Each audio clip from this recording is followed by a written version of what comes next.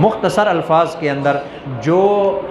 عید نماز پڑھنے کا طریقہ ہے جی وہ یہ ہے، 2 رکعت واجب کی نیت کرنی ہوتی ہے جی، اور اس کے اندر 6 تکبیریں زائد کہنی ہوتی ہیں،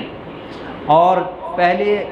3 تکبیریں پہلی رکعت میں اور مزید جو 3 تکبیریں ہیں وہ دوسری رکعت میں۔ طریقہ یہ ہوگا، سب سے پہلے جو امام ہوتا ہے نا وہ اللہ اکبر کہہ کے نا ہاتھ باندھ لیتا ہے،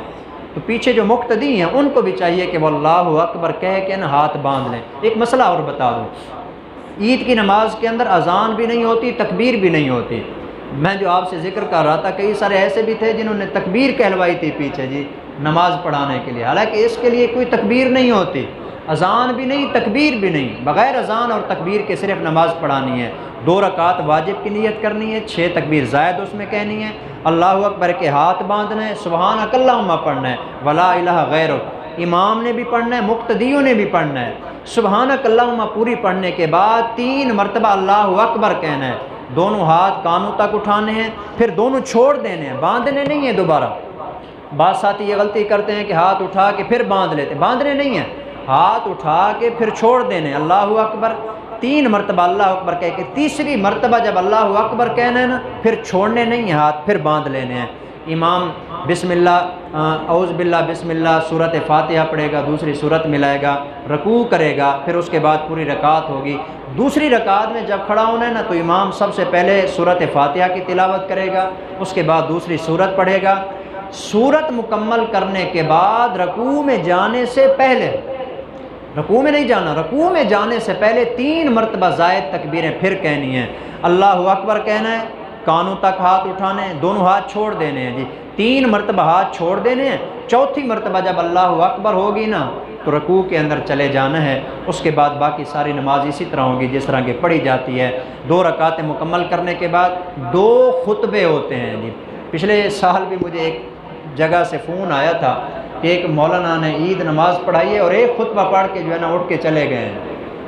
حالانکہ عید میں 2 خطبے ہوتے ہیں جی۔ وہ سمجھے کہ یہ نکاح کا خطبہ ہو رہا ہے، نکاح میں ایک خطبہ ہوتا ہے، عید نماز میں 2 خطبے ہوتے ہیں، 2 خطبے، تو اس لیے 2 خطبے سننا بھی واجب ہے جی۔ تو گویا کہ یہ 2 خطبے بھی 2 رکعتوں کے قائم مقام ہوتے ہیں، جس طرح 2 رکعتوں کے اندر بندہ آرام کے ساتھ بیٹھتا ہے اتحیات کی شکل میں، اسی حالت کے اندر بیٹھ کر یہ دونوں خطبے سننا ضروری ہے۔ اس کے بعد خطبے مکمل ہو جائیں تو بعد میں دعا ہے جی۔ دعا کے متعلق بھی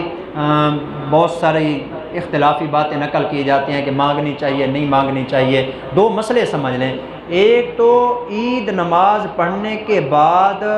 جس وقت سلام پھرے نا اس کے اندر بھی تکبیرات کہنی ہیں، اللہ اکبر اللہ اکبر، یہ بھی سنت ہے جی، یہ بھی کہنا چاہیے۔ اور دعا کا جو مسئلہ ہے، چونکہ عام نمازوں کے اندر بھی حکم یہ ہے نماز پڑھنے کے بعد دعا مانگنا سنت ہے،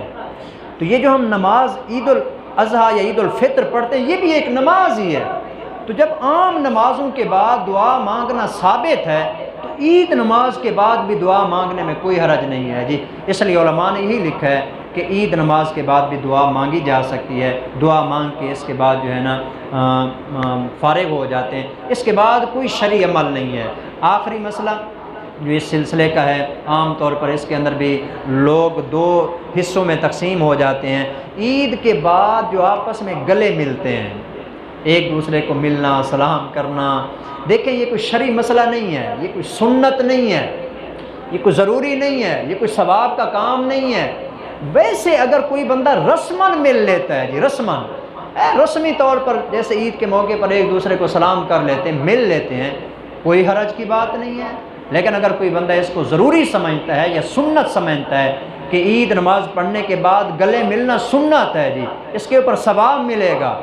یہ بات بہرحال ٹھیک نہیں ہے۔ ویسے اگر کوئی بندہ سلام کر لیتا ہے، ایک دوسرے کو مل لیتا ہے، کوئی حرج کی بات نہیں ہے۔ حضور نے فرمایا کہ جس وقت ایک مسلمان دوسرے مسلمان کو سلام کرتا ہے نا، اپنا ہاتھ اس کے ہاتھ میں دیتا ہے، جب تک ایک دوسرے کے ہاتھ میں ہاتھ رہتا ہے نا،